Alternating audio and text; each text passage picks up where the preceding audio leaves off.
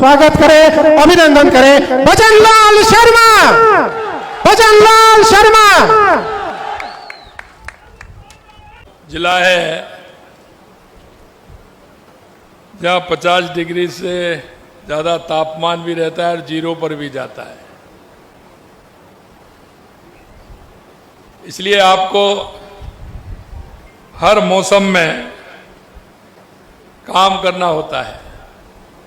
इसलिए ताकत लगाइए, दोनों हाथों की मुट्ठी बीचिए और जोर से बोलिए भारत माता की, भारत माता की, सालासर बालाजी की, तिरुपति बालाजी की, डूंगर के बालाजी की, गोगाजी महाराज की, बाबोसो महाराज की, मां भद्रकाली जी की, बाबा फूलनाथ की, आप सभी की आज के इस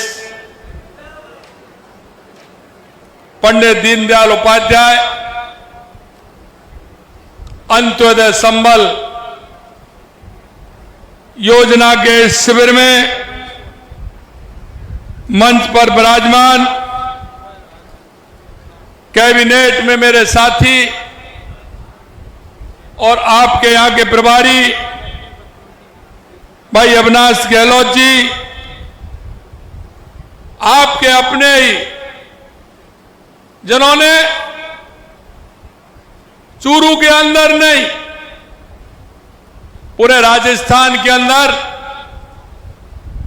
नए नए आयाम को स्थापित किया है। लगातार मंत्री और प्रतिपक्ष के नेता रहने का आपने राजस्थान की जनता को जो लाभ दिया है, ऐसे हमारे पार्टी के वरिष्ठ नेता सम्मानीय राजेंद्र राठौड़ जी, आपके विधायक, लाडले विधायक जिनको आप सुन रहे थे और सुनते सुनते कह रहे थे, आपने सुना होगा काम भी किया है। लेकिन मैं हमेशा देखता हूं, या तो ये मन से आते हैं या राजेंद्र जी इनको पूरी तरह से पारंगत करके भेजते हैं। ये बहुत होशियार है। ये जब भी आते हैं कोई ना कोई चूरू का काम लेकर के आते हैं। और आज भी मैंने जब पूछा 2-3 दिन पहले तो मेरे को कुछ नहीं कहा, लेकिन धीरे से आपने देखा ना, धीरे से बता दिया ये भी चाहिए, ये भी चाहिए, ये भी चाहिए। ऐसे मेरे भाई हरलाल सारण जी, पार्टी के हमारे जिला अध्यक्ष, लगातार मेरे साथ उन्होंने युवा मोर्चा में भी काम किया है। ऐसे भाई बसंत जी, लोकसभा के हमारे प्रत्याशी भाई देवेंद्र जाजड़िया जी, पूर्व मंत्री राजकुमार रेणवा जी, प्रदेश के महामंत्री भाई वासुदेव चावला जी, पूर्व मंत्री खेमराज मेघवाल जी, पूर्व एमएलए रतनगढ़ अवनेश महर्षि जी, विधायक प्रत्याशी सुजानगढ़ श्रीमती संतोष मेघवाल जी, श्रीमती सुमित्रा पूनिया जी, प्रत्याशी राजगढ़, जिला प्रमुख चूरू श्रीमती वंदना आर्य जी, प्रधान पंचायत समिति चूरू दीपचंद राठ जी, राष्ट्रीय उपाध्यक्ष यूथ हॉस्टल पराक्रम जी, प्रदेश कोषाध्यक्ष पंकज गुप्ता जी, हमारे पार्टी के प्रवक्ता भाई लक्ष्मीकांत भारद्वाज जी, मेरे सामने बैठे मेरे पूजा योग बुजुर्गों, नौजवान दोस्तों और मेरी माता बहनों, सबसे पहले तो मैं आप सभी का वंदन करता हूं, अभिनंदन करता हूं, आप सभी को मैं प्रणाम करता हूं। मैं बहुत ही सौभाग्यशाली हूं क्योंकि चूरू की धरती को मैं जानता हूं। ये अपनी वो धरा है तो संस्कृति से परिपूर्ण है, ये पावन भूमि है। चूरू अपनी अनूठी स्थापित कला, प्राकृतिक सुंदरता के लिए प्रसिद्ध है। और जब मैं बात करूं, मेरे को एक चित्र दिया था अभी कृष्ण हिरण का, मैं आपको कहना चाहता हूं, हमारा ताल छापर जो अभ्यारण्य है, यह अभ्यारण्य देश में ऐसा अभ्यारण्य कहीं नहीं होगा।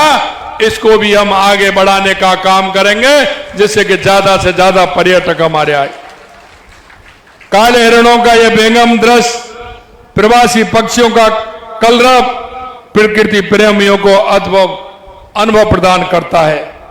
यहाँ की कलात्मक हवेलियां, भित्ति चित्र, ऐतिहासिक धरोहर चूरू के समृद्ध सांस्कृतिक इतिहास से रूबरू कराती हैं। महाभारत काल से ही पंडित श्याम पांड्या जैसे तपस्वी और विद्वानों ने इस भूमि को सांस्कृतिक दृष्टि से समृद्ध किया है। ग्वार, पाटा, फोग, लकड़ी के उत्पादक इसे विशिष्ट पहचान दिलाते हैं।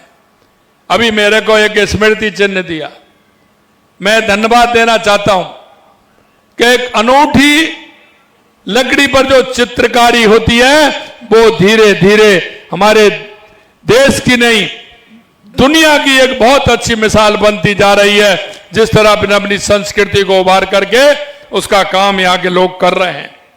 ऐसी गौरवशाली धरा पर आयोजित शिविर में आप लोगों का अभूतपूर्व सहभागिता के लिए आप सभी को मैं धन्यवाद देता हूं। मैं सिर्फ इतना कहना चाहता हूं कि जब भी मैं चूरू आता हूं, निश्चित रूप से मेरा मन प्रसन्न होता है, क्योंकि यह जो धरा है, यह पुण्य की धरा है। यहां विकास की आवश्यकता है, और विकास की आवश्यकता आपने देखा, चूरू की विकास की राह में तेजी से आगे बढ़ रहा है।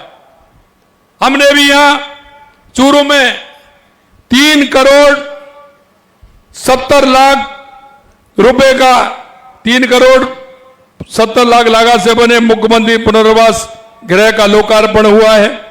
इसी के साथ आज 11 करोड़ 76 लाख रुपए की लागत से निर्मित 200 बेड क्षमता वाले अल्पसंख्यक बालक आवासीय विद्यालय का भी लोकार्पण हुआ है। 7.5 करोड़ की लागत से चूरू में कृषि महाविद्यालय की स्थापना का संकल्प भी अब सरकार साकार हो रहा है। इन विकास कार्यों के लिए आपको बधाई देता हूं और विश्वास दिलाता हूं कि विकास की यात्रा ये निरंतर जारी रहेगी। मैं आपसे सिर्फ इतना एक बात और कहना चाहता हूं कि इन कैंपों के माध्यम से, क्योंकि पंडित दीनदयाल उपाध्याय अंत्योदय संबल पखवाड़ा, यानी कि जो अंतिम पंक्ति में जो व्यक्ति खड़ा है, क्योंकि चौधरी चरण सिंह जी कहते थे कि गांव का व्यक्ति, किसान, मजदूर जो गांव के दुख और दर्द को समझता है, गांव की पगडंडियों से निकला हुआ है, गांव के खेत और खलिहान को जान सकता है, जब तक वो उच्च पदों पर नहीं बैठेंगे, जब तक गांव और गरीब का भला नहीं हो सकता। इसलिए मैं आपसे कहना चाहता हूं, हमारे देश के यशस्वी प्रधानमंत्री नरेंद्र मोदी जी के नेतृत्व में 2014 के बाद आपने लगातार परिवर्तन देखा है, चाहे वो गरीब कल्याण की योजनाएं हो या देश के विकास की योजनाएं हो, आप सभी देखते आ रहे हैं। और इसलिए मैं कहना चाहता हूं, माननीय यशस्वी प्रधानमंत्री नरेंद्र मोदी जी के नेतृत्व में यह संबल पखवाड़ा हमने स्टार्ट किया है। और यह स्टार्ट क्यों किया है कि हम जानते हैं, गांव का गरीब जिसकी छोटी जोत होती है, छोटे खेत होते हैं, वो जब एसडीएम कार्यालय में आपसी विवाद में जाता है, उसकी स्थिति कितनी खराब होती है, उसका काम भी छूटता है, उसका पैसा भी लगता है, और वो ये 10 साल, 15 साल, 20 साल तक लड़ता रहता है, लेकिन काम नहीं होते। इन शिविरों के माध्यम से ये सारे काम हो, हमारे नामांतरण के काम हो, हमारे बंटवारे के काम हो, रास्तों के विवाद के काम हो, ये सब ऐसे काम हैं जो किसान की आवश्यकता के काम हैं।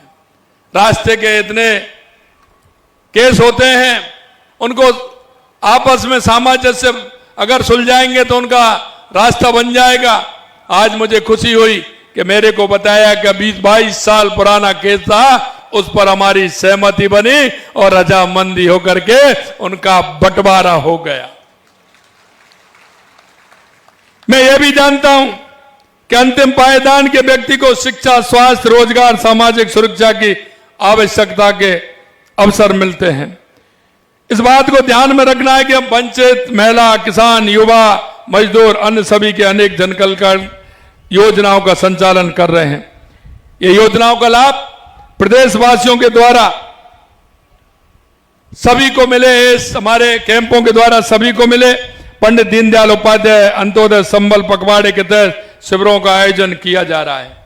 अब कौन जानते हैं कि जब बारिश का समय आता है तो हमारे पशुओं में बीमारी आती है कि नहीं आती है?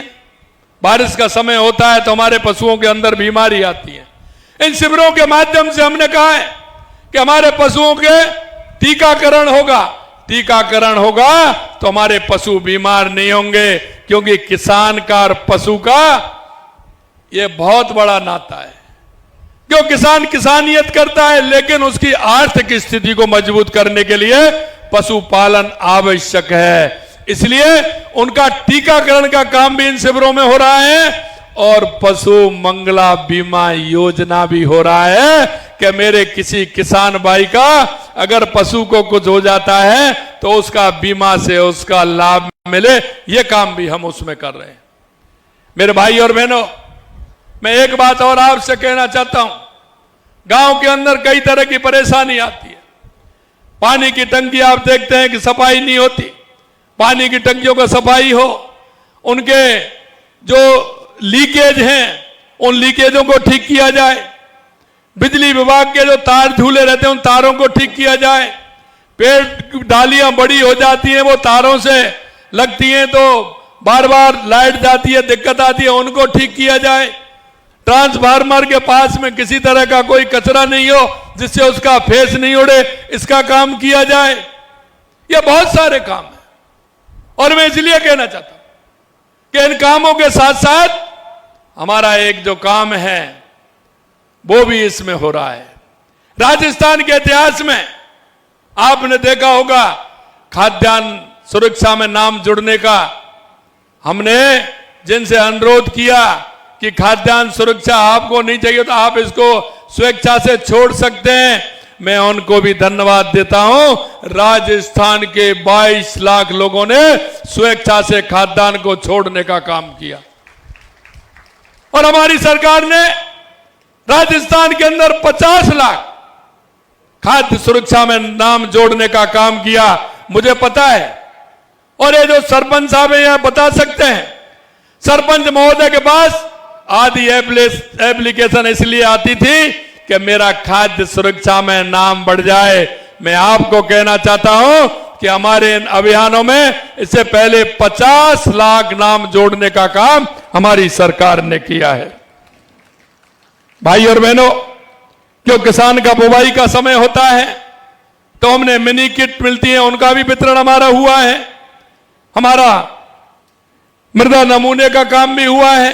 मिट्टी का नमूना लेकर के उसमें क्या कमी है, मृदा स्वास्थ्य कार्ड वितरण करने का काम किया है। और यही नहीं, आपने देखा होगा हमने घोषणा की है और यह घोषणा हमने चुनावी नहीं है, क्योंकि हम करना चाहते हैं।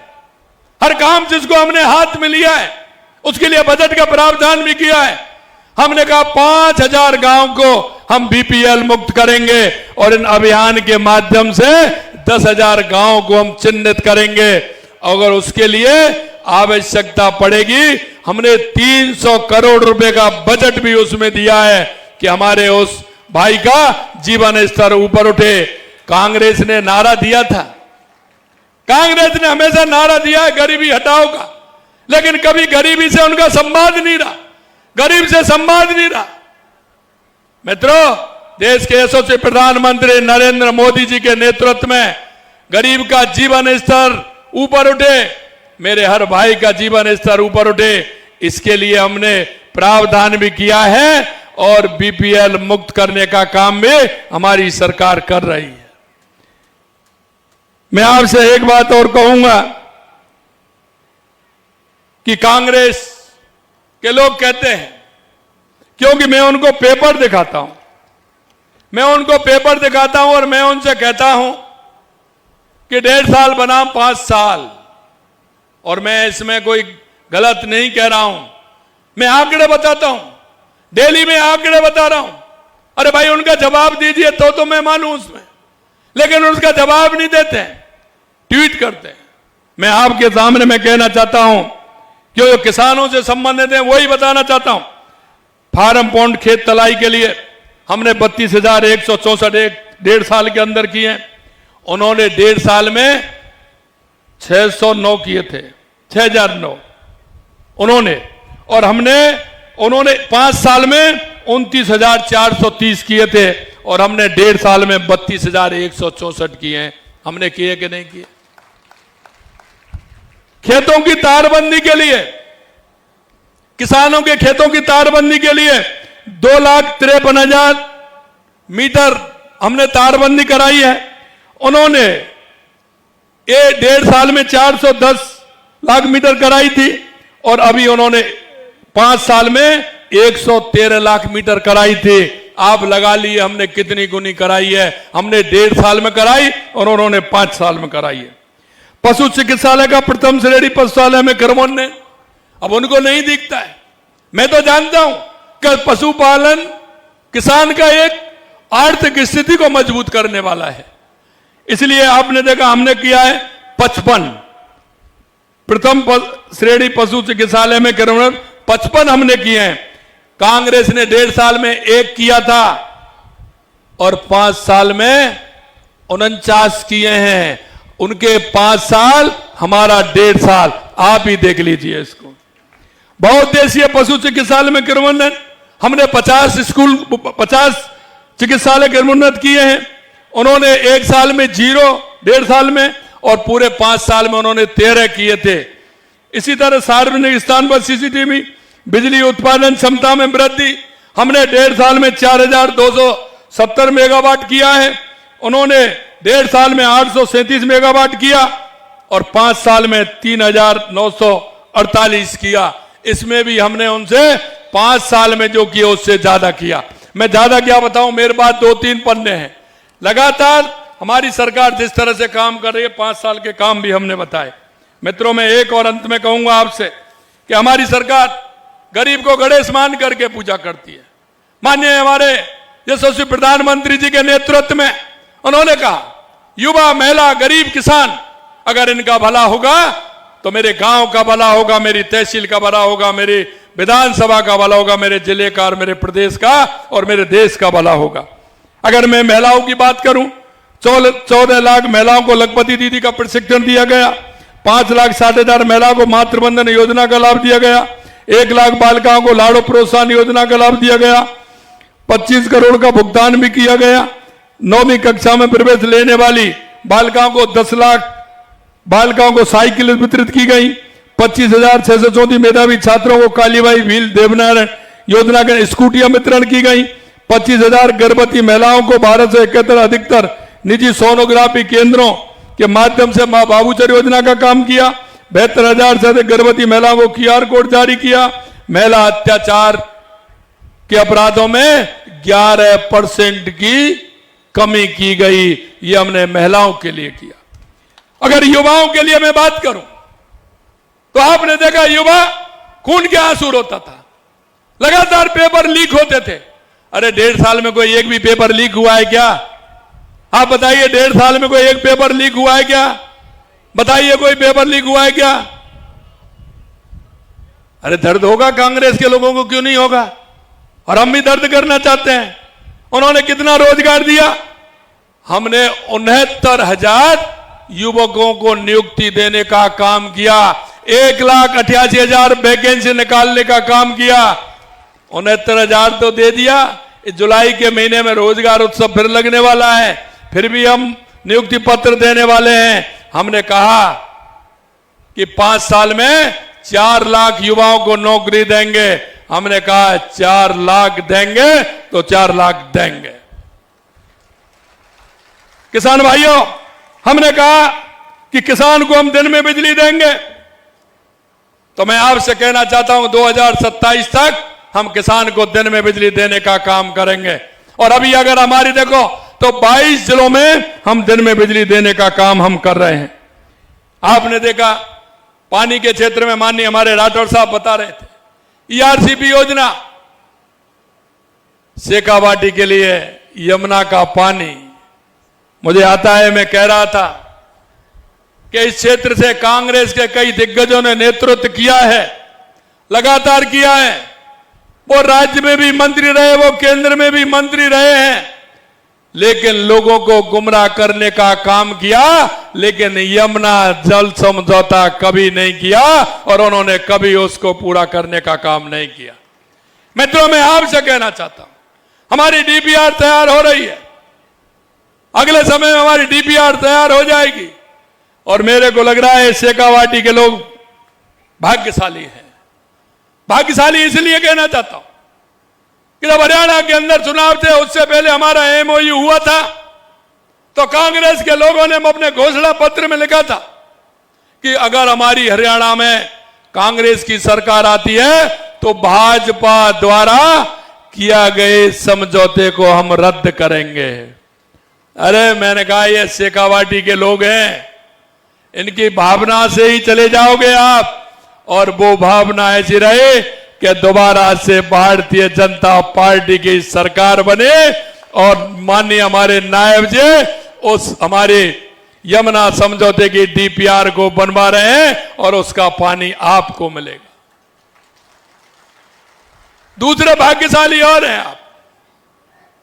ऑपरेशन सिंदूर हुआ, राठौर साहब कह रहे थे कि पानी और खून एक साथ नहीं बह सकता, हमारे यशस्वी प्रधानमंत्री जी ने कहा, और वो सिंधु का पानी भी इस शेखावाटी के लोगों के भाव और भावना का है।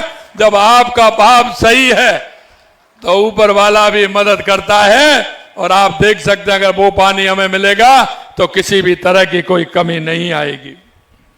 मेरे भाई और बहनों, मैं आपसे एक और कहना चाहता हूं कि हम उस गरीब को गणेश मान करके पूजा करते हैं, और आपने देखा हम छोटी छोटी बातों को ध्यान में रखते हुए हमारी सरकार लगातार काम कर रही है, और लगातार हमारी सरकार काम कर रही है। मेरे से भी कहते हैं, मेरे से कहते हैं कि मुख्यमंत्री जी तो डेली जाते हैं, गर्मी में भी जाते हैं, सर्दी में जाते हैं, बारिश में भी नहीं रुक रहे हैं। एक का मेरे पास फोन आया, बारिश है, बारिश में हेलीकॉप्टर ठीक नहीं उड़ता है। मैंने कहा आप चिंता मत करिए, चिंता मत करिए, हम किसान हैं। भाई बताओ, किसान को कभी गर्मी लगती है क्या? खेत में काम करता है, गर्मी सर्दी लगती है, वर्षा का डर होता है? अरे किसान आदमी को काहे का डर होगा? हमने कहा हम किसान हैं, हमें किसी प्रकार की दिक्कत नहीं होगी। हम राजस्थान की जनता के बीच में जाएंगे, किसान के बीच में जाएंगे, मजदूर के बीच में जाएंगे, समस्या को सुनेंगे और समाधान भी करेंगे। यह भी हम उनसे कहना चाहते हैं। आपने देखा है चूरू जिले के समग्र विकास को प्राथमिकता देते हुए हमारी सरकार ने बजट में चूरू के लिए 834 करोड़ रुपए का प्रावधान किया। 834 करोड़ रुपए का, 200 करोड़ रुपए से रिंग रोड बाया तारानगर, बाया बालेरी से सरदार शहर, बाया रतनगढ़, बाया देवलसर से NH 22 तक बाईपास की डीपीआर की निविदा आमंत्रित कर दी गई। 20 करोड़ से Churu Jaipur road over bridge की मरम्मत करेंगे। साथ ही सिरसला रेलवे लाइन पर अंडर ब्रिज रामनगर तिराया, ओम कॉलोनी, आर्यभू, चूरू शहर में एलिवेट रोड बनाने का काम भी हम कर रहे हैं। साथियों, ये काम बहुत है, क्योंकि जैसा मैंने कहा कि आपके विधायक आप भी होशियार हैं, और जिस तरह से वो आते हैं, एक एक दो दो काम आते हैं मिलने और लगातार काम की बात करते हैं, ये भी करिए, ये भी करिए, ये भी करिए। मैं आपसे इतना ही कहना चाहता हूं, जिस संकल्प पत्र के साथ हम आए थे और आपने हमारी प्रदेश में सरकार बनाने का काम किया, हम एक एक वादे को, संकल्प पत्र के वादे को पूरा करेंगे, यह भी हम विश्वास दिलाते हैं। मेरे से कह रहे थे कि यह काम होना है, मैंने कहा आप चिंता क्यों कर रहे हो? अभी आपने काम बताया, इसका नहर का भी काम बताया, पीएससी से सीएससी का काम बताया, हरलाल जी चिंता मत करिए, आप जो बताएंगे वो हम करेंगे, ये भी हम आपसे कहना चाहते हैं। मित्रों, अंत में मैं आपसे इतना कहना चाहता हूं,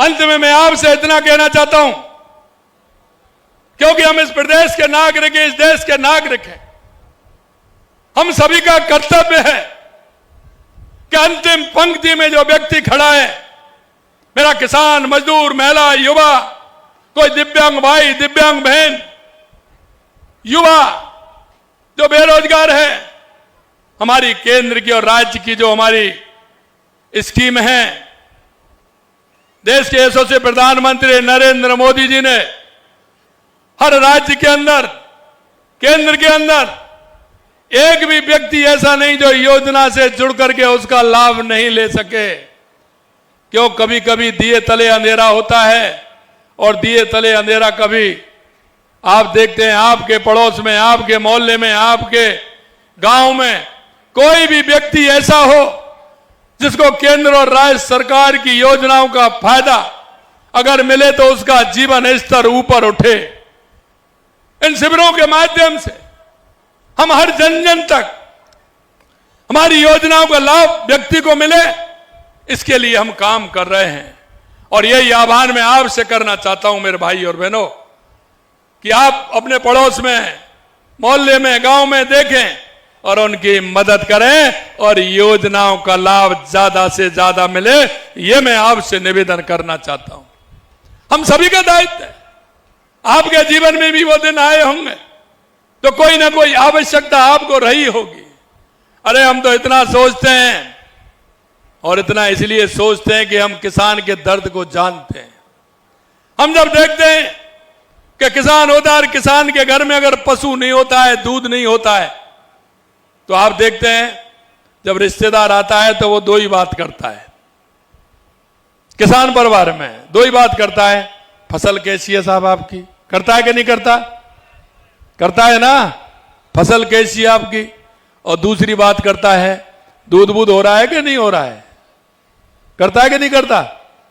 यही करता है, दूध बूध हो रहा है, गाय भैंस दूध दे रही है। अगर कोई ये कह दे कि नहीं साहब दूध नहीं हो रहा है, तो ये अच्छा लगेगा क्या? हमने कहा हमारे किसान को 1 लाख रुपए बिना ब्याज के गौपालक क्रेडिट कार्ड देंगे, जिससे वो गाय भैंस खरीद करके लाए और अपने बच्चों को दूध पिलाए, जिससे बच्चा स्वस्थ और मस्त रहे। यही नहीं, क्योंकि मैं जानता हूं हमारी माता बहनें दिन भर काम करती हैं, लेकिन जब पशु का दूध काटने जाती हैं और जब वो डेयरी वाले के पास जाती हैं, मेरे भाई और बहनों, ये गरीबी भगवान किसी को नहीं दे, गरीबी किसी को नहीं दे, मैं ये भी कहना चाहता हूं। और मैं जानता हूं कि जब वो माता बहनें डेयरी पर दूध दे करके आती हैं, बाल्टी को लेकर के घर से जाती हैं, जब वो नापती हैं, लीटर से दूध देती हैं, तो घर आकर के खाली बाल्टी लेकर के आती हैं। और जब बच्चा दूध मांगता है तो उसमें पानी डाल करके, सफेद करके, उस बाल्टी को हिला करके बच्चे को बहलाती हैं। ये मैं आपको वो बात बता रहा हूं जो आपके मन में ये होगी, लेकिन हमने सोचा क्योंकि गरीबी का मोल नहीं है, इसलिए हमने सोचा कि हमारा वो नौनिहाल कमजोर नहीं हो, उस नौनिहाल को दूध मिले, इसलिए आंगनवाड़ी केंद्र में हमने दूध प्रारंभ कराया। पहले हमने 3 दिन दिया, अब 5 दिन देने का काम हमारी सरकार ने किया है, जिससे हमारी किसी भी माता बहन, गरीब भाई का बच्चे को दूध मिले और उससे जिससे कि हष्ट पुष्ट हो, यह भी हमने काम किया है। मैं आपसे इतना ही कहना चाहता हूं कि हमारी सरकार वहां तक पहुंचना चाहती है जहां गरीब की आवश्यकता होती है, उसके मन में किसी तरह की पीड़ा नहीं हो बच्चे के प्रति, अपने परिवार के प्रति, जिससे कि पूरा वो हष्टपुष्ट हो। यह भी हम करने जा रहे हैं। अंत में मैं आपसे इतना ही कहना चाहता हूं, आपकी जो भाव और भावना है उनको हम अच्छी तरह से समझते हैं मेरे भाई और बहनों। हे मेरे मुल्क के मालिक, क्योंकि इतने दिनों से जो सरकार लंबे समय से इस देश और प्रदेश पर राज कर रही थी, जो मुल्क के मालिक थे उनको भिखारी बना दिया और जो भिखारी थे उनको माला माल बना दिया। यह कांग्रेस की सरकार ने किया है। हमारे देश के यशस्वी प्रधानमंत्री नरेंद्र मोदी जी के नेतृत्व में हमारा सबका साथ, सबका विकास, सबका विश्वास और सबके प्रयास से चलने वाली हमारी ये सरकार है। इसलिए हमारा एक एक कार्यकर्ता, हमारा एक एक जनप्रतिनिधि आपकी हमेशा सहयोग में तैयार खड़ा है। इतना ही मैं निवेदन करना चाहता हूं। आज आप इतनी बड़ी संख्या में इस जोड़ी गांव के अंदर आए हैं, मैं दिल की गहराइयों से बहुत बहुत अभिनंदन। जय हिंद, जय भारत, जय राजस्थान।